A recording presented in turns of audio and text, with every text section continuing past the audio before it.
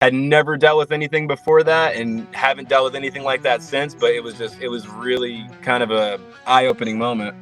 It wasn't anything like malevolent. It was just something that was there. And Hey everyone, it's Rob, and I'm so excited to let you know that Oops All Ghosts is officially back. That's right, after a little break, we're firing things up and brand new episodes that I think everyone is going to enjoy.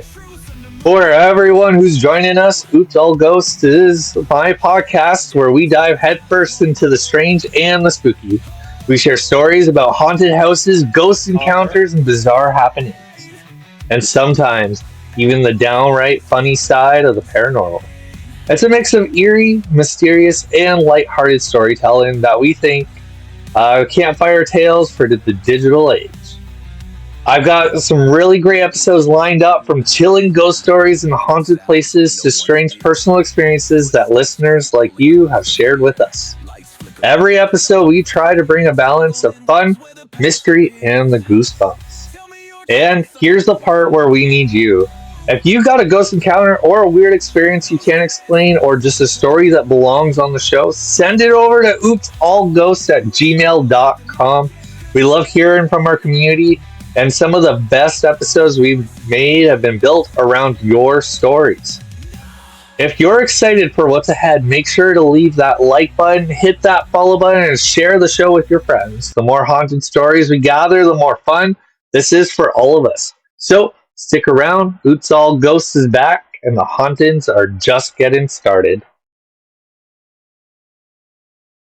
Yeah, no worries. So it was about 3 years ago, about almost 4 years ago now. So we were, my fiance at the time then, and our two kids were in the home, and we'd been in there probably about 3 or 4 months, and maybe a little longer, but we hadn't had any problems. Just run of the mill house, no issues at all.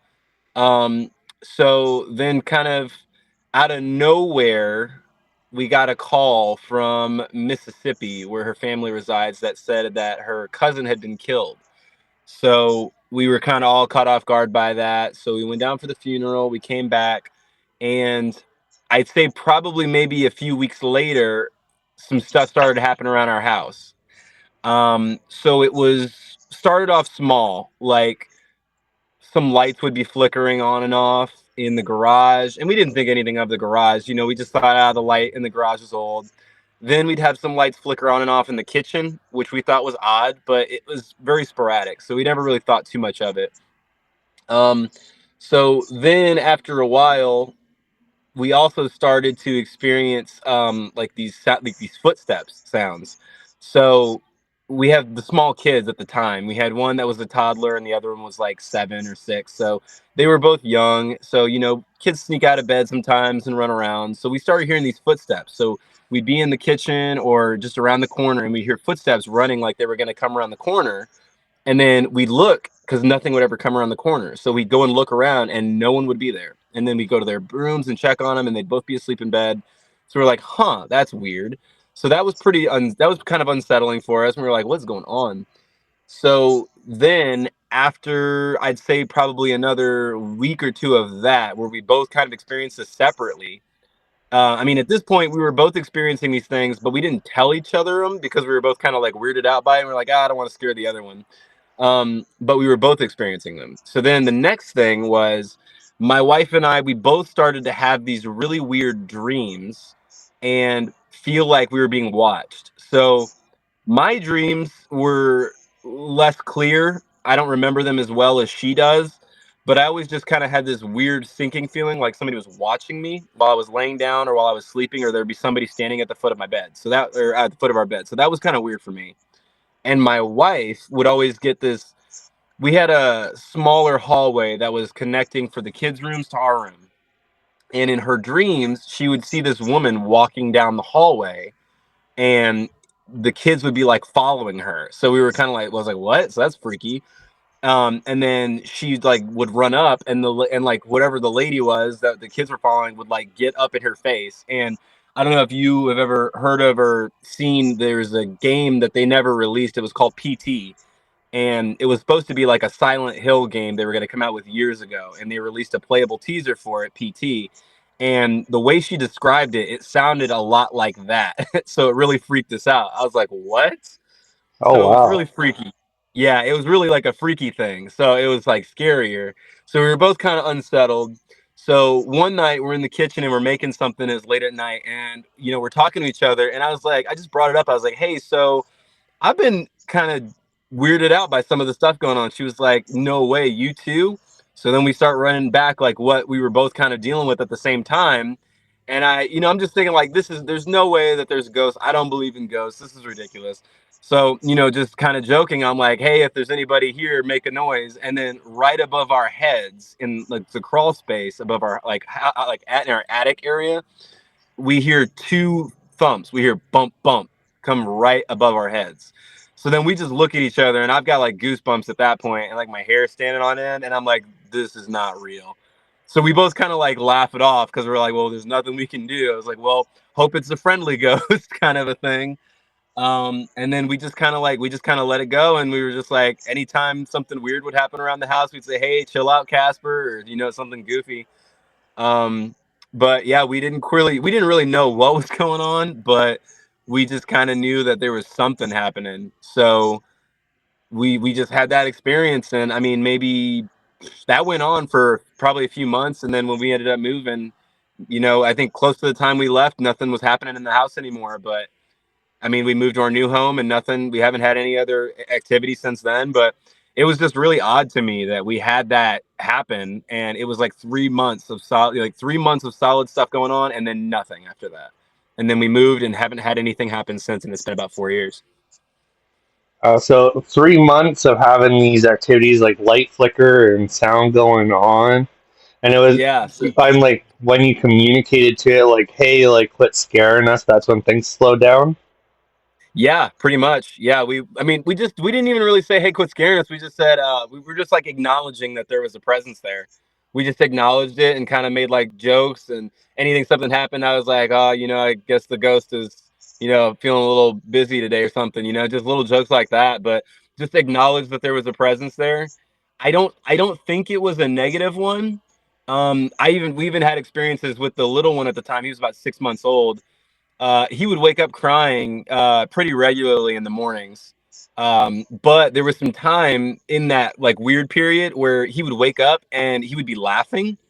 And we're like, what is he laughing about? But it sounded like he was in his room just like playing with something. So, he'd be laughing. And like I said, usually he'd wake up crying, but he was like, wake up like laughing, like he was playing with somebody, like somebody was making him laugh. So we were like, oh, that's kind of, that's not as scary, I guess.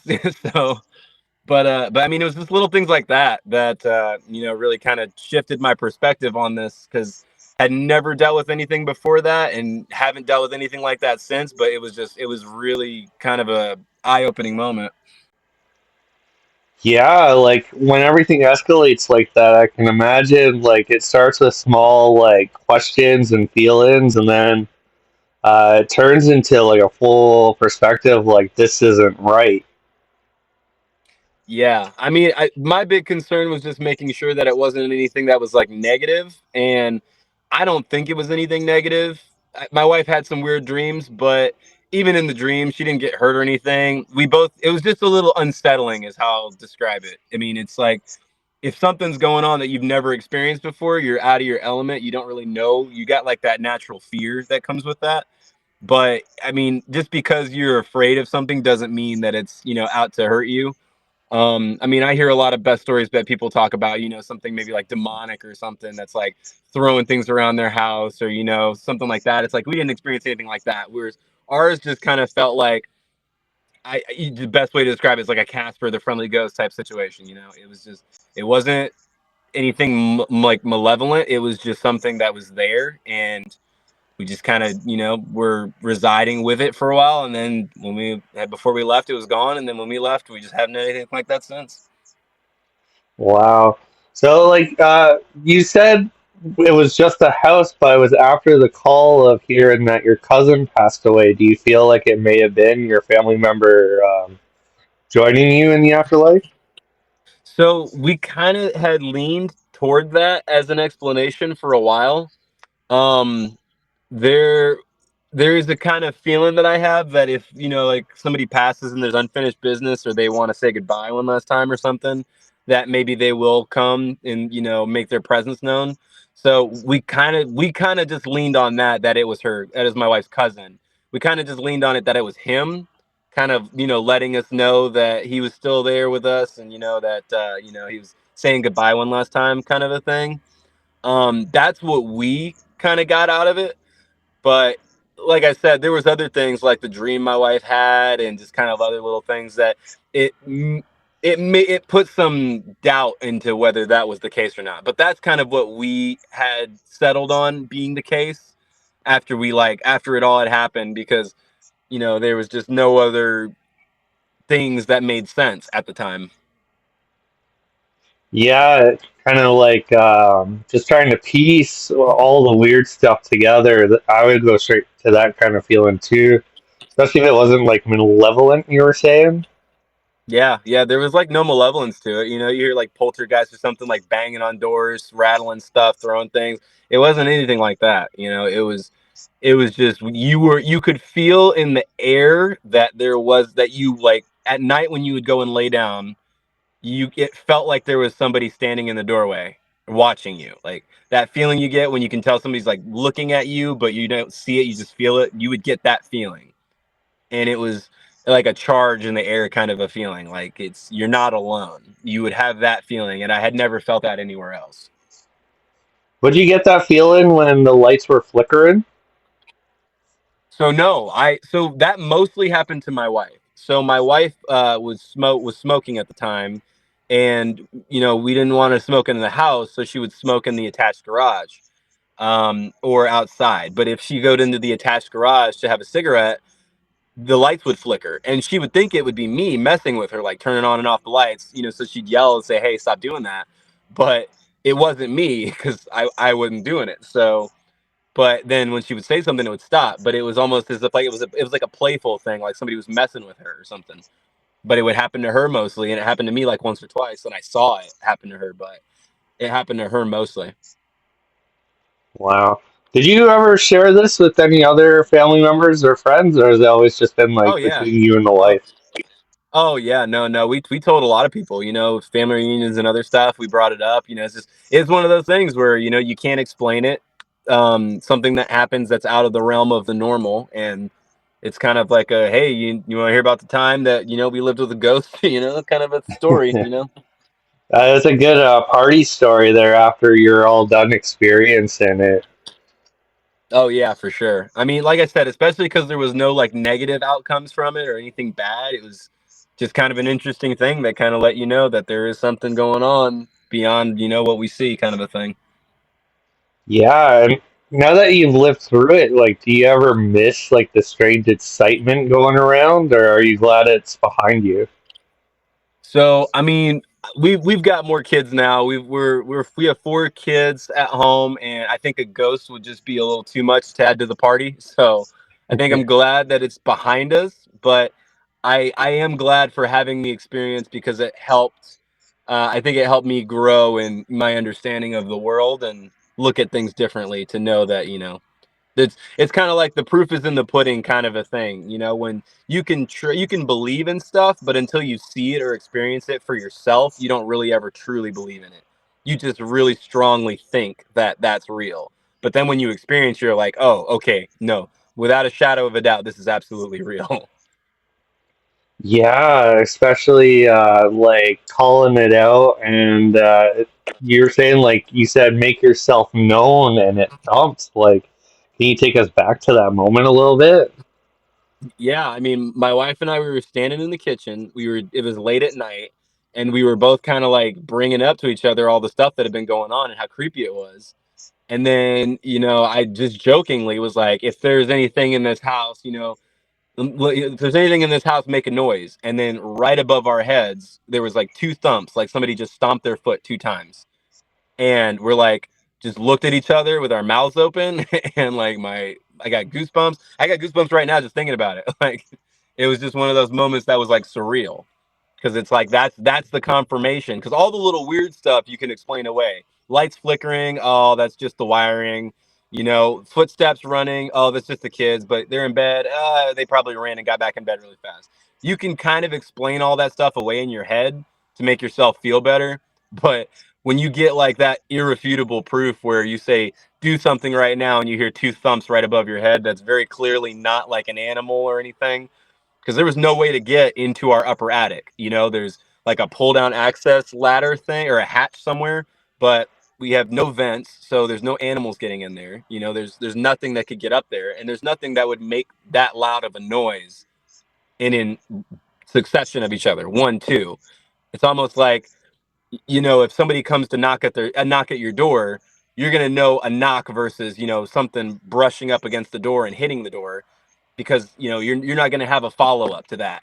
But that was boom, boom, very loud and clear right above our heads. So I mean that's what kind of solidified it and made me go, okay, yep, this is either that's the biggest coincidence in the universe or this is exactly what I thought it was.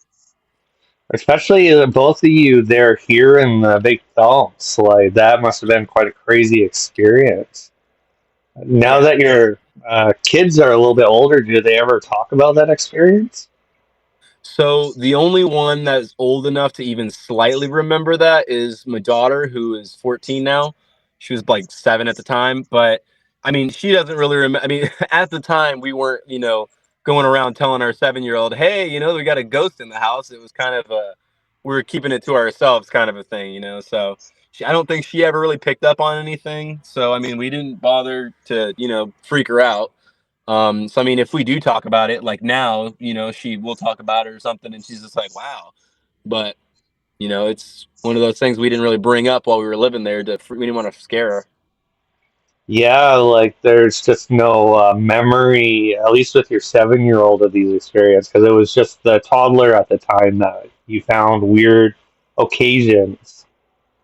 Yeah, just laughing in his room when he'd wake up. Which I mean, it wasn't even super weird. It was out of the normal for that because he was just he wanted as soon as he woke up, he wanted either mom or dad. So he'd start crying, but those days kind of in that weird period, it's like he'd wake up kind of giggling and laughing like he was playing with somebody, and that wasn't normal for him at the time, being 6 months old. It was out of the ordinary. Yeah, and being 6 months, they're usually still in the crib. Is that the kind of style you had for your toddler? Yeah, yeah, he was still in the crib in his bedroom right next to our bedroom, still in the crib at that time. We were trying to get him to go down. He was just at that stage where he was able to kind of be in the crib by himself, and he was starting to sleep through the night. So we were getting him in there doing that, getting through the routines, and then yeah, that stuff started happening. And then some days he'd still wake up crying, but some days he'd wake up and he'd just be like giggling and laughing in his room, and we just thought it was so odd. I mean, we enjoyed it because we're like, hey, we get to sleep in a little bit longer, and Casper's entertaining him, but it wasn't normal for us at the time. And I forgot. Actually, sometimes too, there would be toys in his room that would go off on their own, like little electric toys or whatever that would make noise or play. Sometimes they just go off on their own in his room, and we hear it, and we go, "Oh, that's weird." But I completely forgot about that.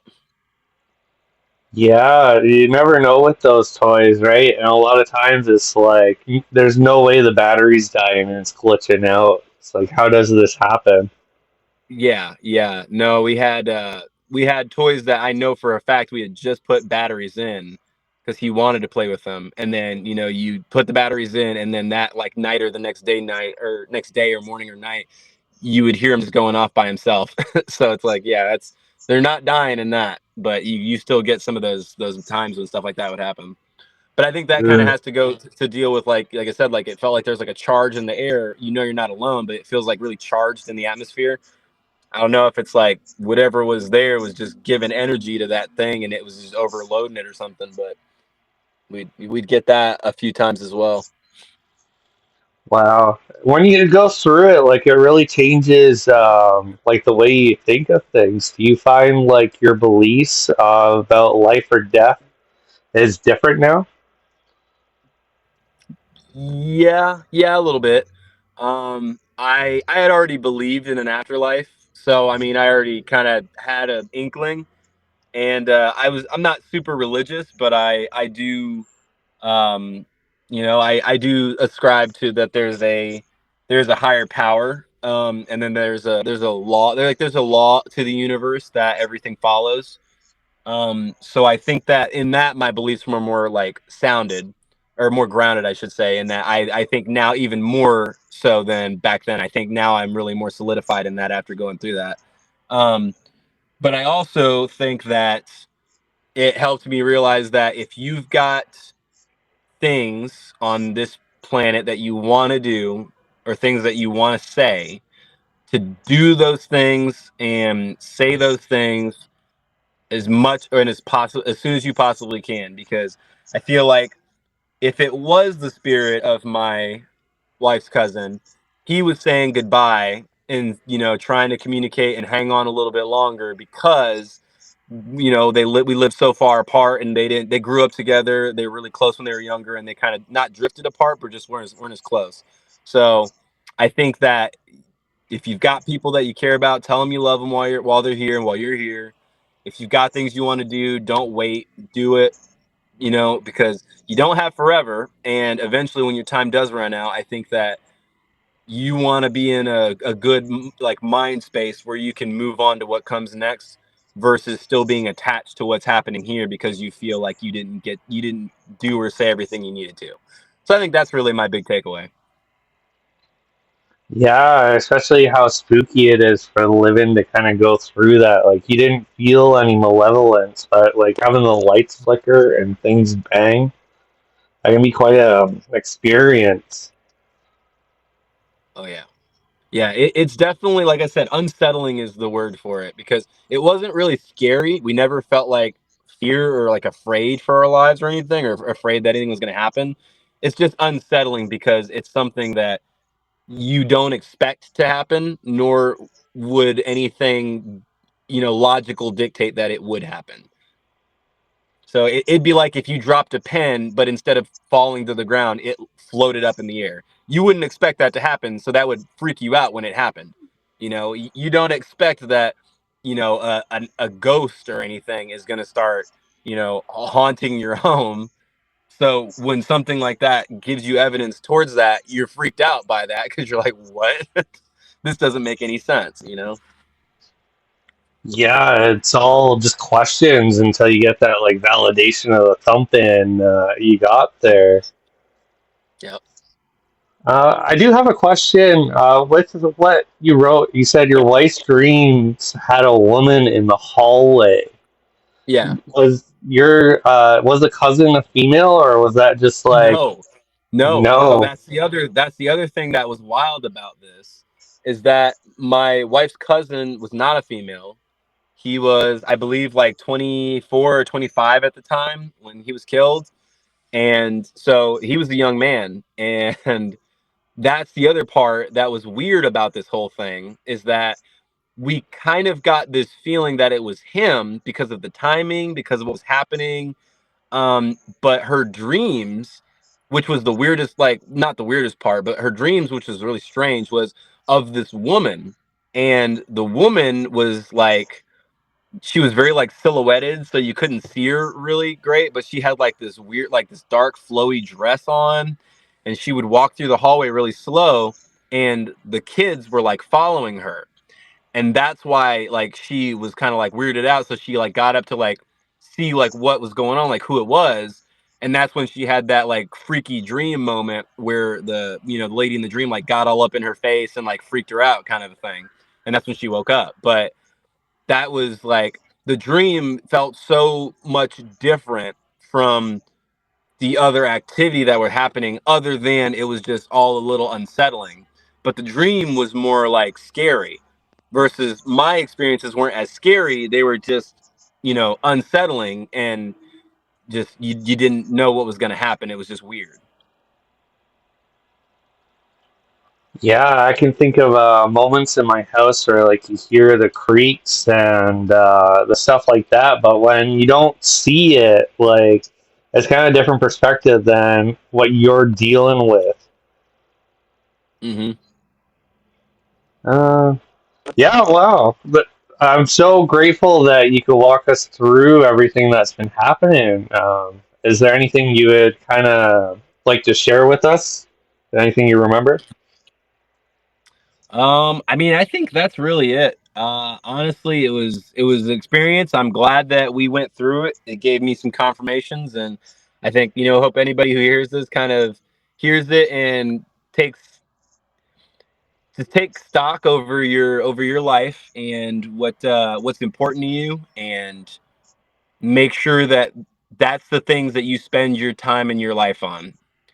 That's what matters, is the things that matter to you, and leaving the world a better place than you found it, and making it a better place for other people and their children growing up in it. And that's really all I got to say about it. Welcome to the end of the episode, and I'm so glad you made it here. That was an awesome story we got. Once again, thank you so much, guest, for hopping on and sharing that uh, experience you've had. It's awesome. Like, when does the line cross from normal to this is outright paranormal? Let me know in chat what your experience is when it went from all right to nope. This is the line. We are going to have more stories coming. I'm editing one as we speak here to come out 2 Thursdays from this episode being pumped out, or one more Thursday, whatever. You'll see it. I've got more episodes coming. I'm working hard to keep it going. I'm talking a little bit more because this one was a little bit shorter, and I kind of want to, yeah, just say hi to everybody. I'm Rob, and uh, this is my channel. Thanks for joining.